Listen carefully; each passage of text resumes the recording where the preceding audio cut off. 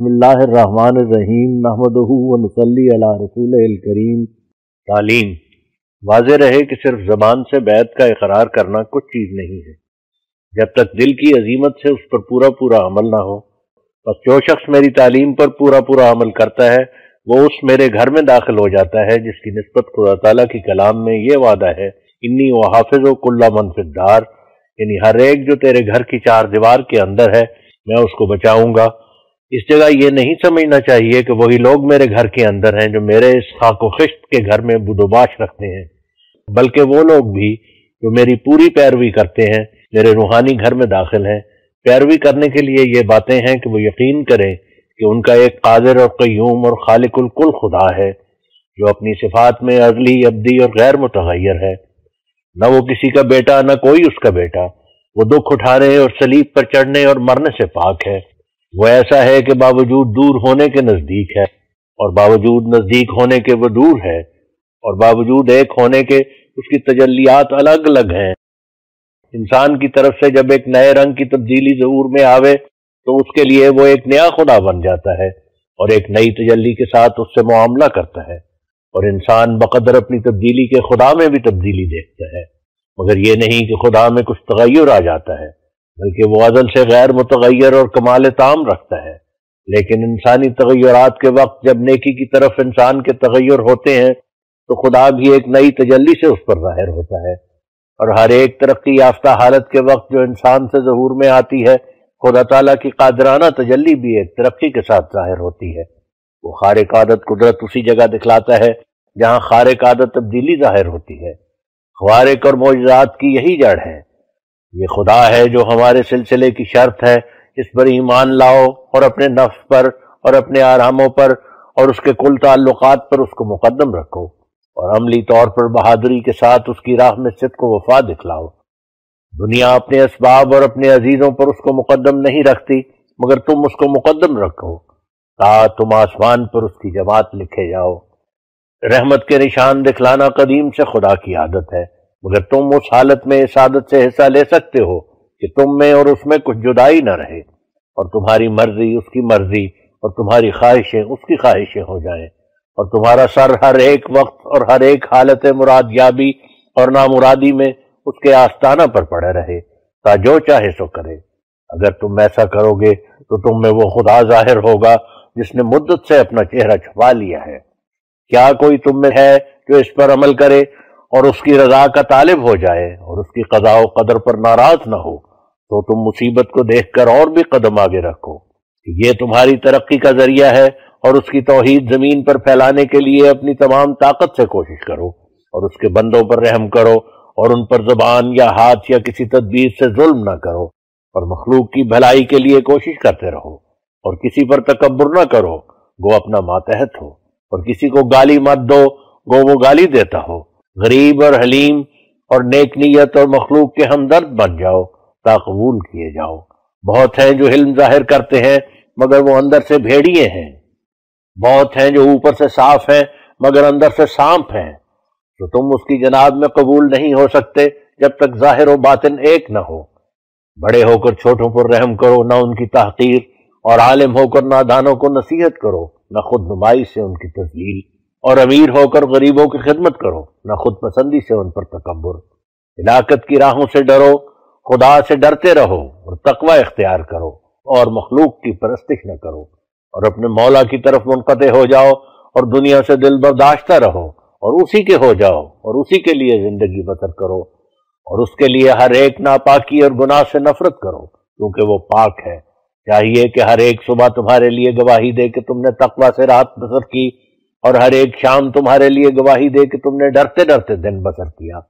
دنیا کی لعنتوں سے مت ڈرو کہ وہ دھوئیں کی طرح دیکھتے دیکھتے غائب ہو جاتی ہیں، اور وہ دن کو رات نہیں کر سکتی، بلکہ تم خدا کی لعنت سے ڈرو جو آسمان سے نازل ہوتی اور جس پر پڑتی ہے اس کی دونوں جہانوں میں بیخکنی کر جاتی ہے۔ تم ریاکاری کے ساتھ اپنے تئیں بچا نہیں سکتے، کیونکہ وہ خدا جو تمہارا خدا ہے اس کی انسان کے پاتال تک نظر ہے۔ کیا تم اس کو دھوکہ دے سکتے ہو؟ بس تم سیدھے ہو جاؤ اور صاف ہو جاؤ اور پاک ہو جاؤ اور کھڑے ہو جاؤ۔ اگر ایک ذرہ تیرگی تم میں باقی ہے تو وہ تمہاری ساری روشنی کو دور کر دے گی۔ اور اگر تمہارے کسی پہلو میں تکبر ہے یا ریا ہے یا خود پسندی ہے یا کسل ہے تو تم ایسی چیز نہیں ہو کہ جو قبول کے لائق ہو۔ ایسا نہ ہو کہ تم صرف چند باتوں کو لے کر اپنے تئیں دھوکہ دو کہ جو کچھ ہم نے کرنا تھا کر لیا ہے، کیونکہ خدا چاہتا ہے کہ تمہاری ہستی پر پورا انقلاب آوے، اور وہ تم سے ایک موت مانگتا ہے جس کے بعد وہ تمہیں زندہ کرے گا۔ تم آپس میں جلد صلح کرو اور اپنے بھائیوں کے گناہ بخشو، کیونکہ شریر ہے وہ انسان کہ جو اپنے بھائی کے ساتھ صلح پر راضی نہیں، وہ کاٹا جائے گا کیونکہ وہ تفرقہ ڈالتا ہے۔ تم اپنی نفسانیت ہر ایک پہلو سے چھوڑ دو اور باہمی ناراضگی جانے دو، اور سچے ہو کر جھوٹے کی طرح تذلل کرو تا تم بخشے جاؤ۔ نفسانیت کی فربہی چھوڑ دو کہ جس دروازے کے لیے تم بلائے گئے ہو اس میں سے ایک فربہ انسان داخل نہیں ہو سکتا۔ کیا ہی بدقسمت وہ شخص ہے جو ان باتوں کو نہیں مانتا جو خدا کے منہ سے نکلی اور میں نے بیان کی۔ تم اگر چاہتے ہو کہ آسمان پر تم سے خدا راضی ہو تو تم باہم ایسے ایک ہو جاؤ جیسے ایک پیٹ میں سے دو بھائی۔ تم میں سے زیادہ بزرگ وہی ہے جو زیادہ اپنے بھائی کے گناہ بخشتا ہے، اور بدبخت ہے وہ جو ضد کرتا ہے اور نہیں بخشتا، تو اس کا مجھ میں حصہ نہیں۔ خدا کی لعنت سے بہت خائف رہو کہ وہ قدوس اور غیور ہے، بدکار خدا کا قرب حاصل نہیں کر سکتا، متکبر اس کا قرب حاصل نہیں کر سکتا، ظالم اس کا قرب حاصل نہیں کر سکتا، خائن اس کا قرب حاصل نہیں کر سکتا، اور ہر ایک جو اس کے نام کے لیے غیرت مند نہیں اس کا قرب حاصل نہیں کر سکتا۔ وہ جو دنیا پر کتوں یا چیونٹیوں یا گدھوں کی طرح گرتے ہیں اور دنیا سے آرام یافتہ ہیں، وہ اس کا قرب حاصل نہیں کر سکتے۔ ہر ایک ناپاک آنکھ اس سے دور ہے، ہر ایک ناپاک دل اس سے بے خبر ہے۔ وہ جو اس کے لیے آگ میں ہے وہ آگ سے نجات دیا جائے گا، وہ جو اس کے لیے روتا ہے وہ ہنسے گا، وہ جو اس کے لیے دنیا سے توڑتا ہے وہ اس کو ملے گا۔ تم سچے دل سے اور پورے صدق سے اور سرگرمی کے قدم سے خدا کے دوست بنو تا وہ بھی تمہارا دوست بن جائے۔ تم ماتحتوں پر اور اپنی بیویوں پر اور اپنے غریب بھائیوں پر رحم کرو تا آسمان پر تم پر بھی رحم ہو۔ تم سچ مچ اس کے ہو جاؤ تا وہ بھی تمہارا ہو جاوے۔ دنیا ہزاروں بلاؤں کی جگہ ہے، جو تم خدا سے صدق کے ساتھ پنجہ مارو تا وہ یہ بلائیں تم سے دور رکھے۔ کوئی آفت زمین پر پیدا نہیں ہوتی جب تک آسمان سے حکم نہ ہو، اور کوئی آفت دور نہیں ہوتی جب تک آسمان سے رحم نازل نہ ہو۔ تو تمہاری عقل مندی اسی میں ہے کہ تم جڑ کو پکڑو نہ شاخ کو۔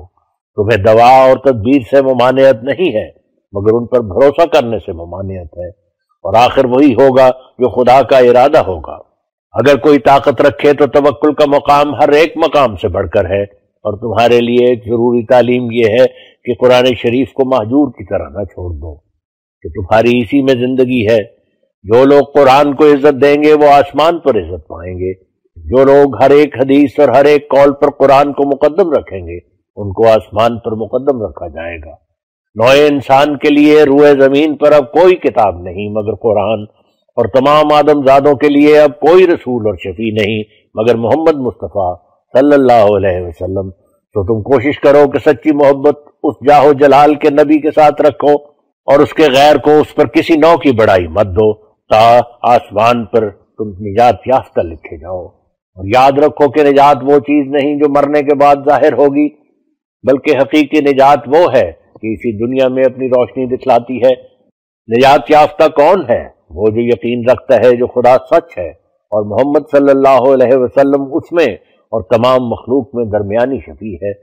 اور آسمان کے نیچے نہ اس کے ہم مرتبہ کوئی اور رسول ہے اور نہ قرآن کے ہم رتبہ کوئی اور کتاب ہے۔ اور کسی کے لیے خدا نے نہ چاہا کہ وہ ہمیشہ زندہ رہے مگر یہ برگزیدہ نبی ہمیشہ کے لیے زندہ ہے، اور اس کے ہمیشہ زندہ رہنے کے لیے خدا نے یہ بنیاد ڈالی ہے کہ اس کے فاضہ تشریعی اور روحانی کو قیامت تک جاری رکھا، اور آخرکار اس کی روحانی فیض رسانی سے اس مسیح موعود کو دنیا میں بھیجا جس کا آنا اسلامی عمارت کی تکمیل کے لیے ضروری تھا، کیونکہ ضرور تھا کہ یہ دنیا ختم نہ ہو جب تک کہ محمدی سلسلہ کے لیے ایک مسیح روحانی رنگ کا نہ دیا جاتا جیسا کہ موسوی سلسلہ کے لیے دیا گیا تھا۔ اسی کی طرف یہ آیت اشارہ کرتی ہے کہ اہدنا الصراط المستقیم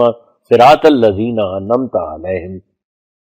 موسیٰ نے وہ متاع پائی جس کو قرون اولیٰ کھو چکے تھے، اور حضرت محمد مصطفیٰ صلی اللہ علیہ وسلم نے وہ متاع پائی جس کو موسیٰ کا سلسلہ کھو چکا تھا۔ اب محمدی سلسلہ موسوی سلسلہ کے قائم مقام ہے، مگر شان میں ہزارہا درجہ بڑھ کر، مسیل موسیٰ موسیٰ سے بڑھ کر، اور مسیل ابن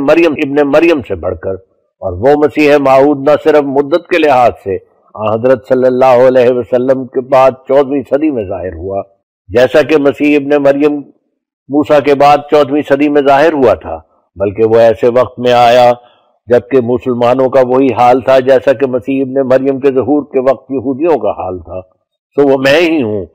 خدا جو چاہتا ہے کرتا ہے، نادان ہے وہ جو اس سے لڑے، اور جاہل ہے وہ جو اس کے مقابل پر یہ اعتراض کرے کہ یوں نہیں بلکہ یوں چاہیے تھا۔